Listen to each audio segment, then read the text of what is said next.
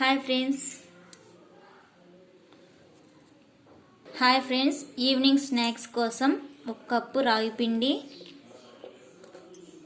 Cut చేసుకున్న onions, green chilli, కొత్తిమీర బాగా కట్ చేసుకొని వేసుకున్నాను.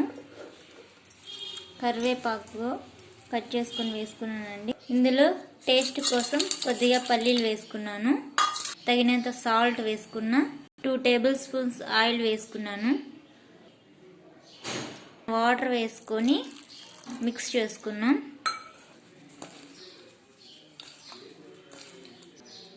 చూడండి, ఇలా ముద్దగా కలుపుకోవాలండి రాగి పిండి.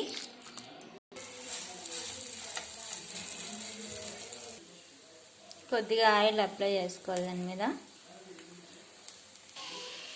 ఎంతో టేస్టీగా ఉండే రాగి రొట్టి రెడీ.